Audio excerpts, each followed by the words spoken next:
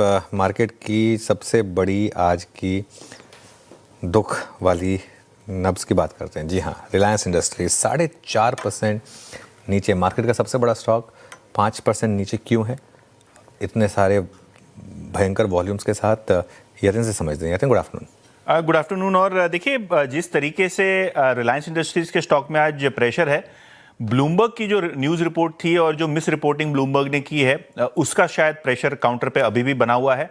हालांकि कंपनी ने ब्लूमबर्ग की रिपोर्ट पे सफाई देते हुए कहा है कि ब्लूमबर्ग की जो न्यूज़ रिपोर्ट ये सजेस्ट कर रही है कि 3 रशियन तेल से भरे जहाज जामनगर रिफाइनरी के लिए रवाना हुए हैं और रिलायंस अभी भी रशियन तेल खरीद रही है।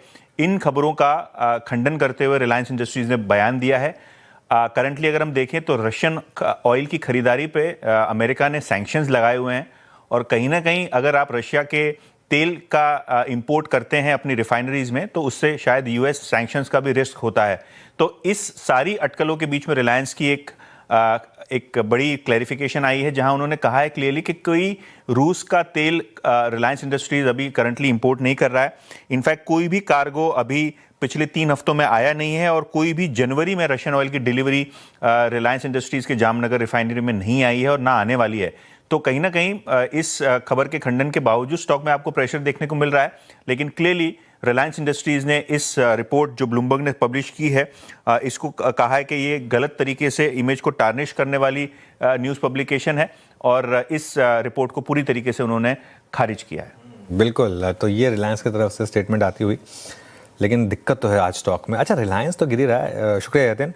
एक और स्टॉक में एक और नाम भी जुड़ रहा है, आईटीसी, ये भी फ्रेश 52 वीक लो पर। लेकिन मधुरेश जी, रिलायंस पर क्या व्यू होगा आपका? क्या इस गिरावट में खरीदारी की जाए? बिल्कुल करनी चाहिए। और एक trading very close to pivot level जो 1503 1505 है, जैसे हम देखते हैं मार्केट्स में इंडिया में, इसके लेवल के आजू बाजू ट्रेड कर रहे हैं। दो चीजें, एक आई थिंक ये न्यूज पे आई थिंक अगर ये स्टॉक गिरा है तो दो चीजें, अगर एक खंडन हुआ है तो कहीं ना कहीं this news turns out to be baseless, एक रिकवरी भी उतनी फास्ट होगी।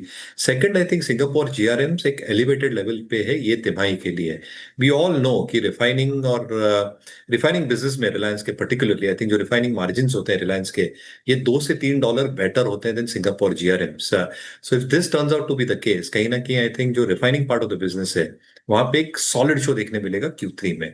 रिटेल ओरिएंटेड बिजनेसेस, वो रिलायंस रिटेल हो या जियो हो, वहां पे जो एक कंट्रीब्यूशन आ सकता है वो भी सिग्निफिकेंटली बेटर आ सकता है, for all the reasons which are commonly known. GST rationalisation Reliance Retail को हेल्प करेगा। जियो में जो दरों में चेंजेस हैं, एक्सपेक्टेशन आरपू इंक्रीसेस की है, जो एसएमएस और आरएमएस मार्केट शेयर ये बरकरार रखे हुए हैं, ये सारी चीजें एड करेंगी ग्रोथ को in terms of balance sheet dynamics. और ये दोनों बिजनेसेस 50% के ऊपर कंट्रीब्यूट करते हैं एबिट में। पेट केम वाला धंधा जो है वहां पे आई थिंक जो स्प्रेड्स है वहां पे एक नॉर्मलाइजेशन देखा जा रहा है और इसलिए quarter on quarter the petchem part of the business should remain stable. और नए बिजनेसेस जो उभर के आएंगे, स्पेसिफिकली बायो इथेनॉल वाले businesses, these are coming through with minimal debt on their books. तो कहीं ना कहीं I think ROE improvement, working capital improvement लाजमी है। तो जिनके पास ये बने रहे, क्या ये लेवल सही है? Obviously I think 10-50 rupees from the current level एक अच्छी बाइंग पॉइंट हो सकती है। तो अगर ये न्यूज का खंडन होता है तो Reliance is one good stock to hold for long long time. Okay, meanwhile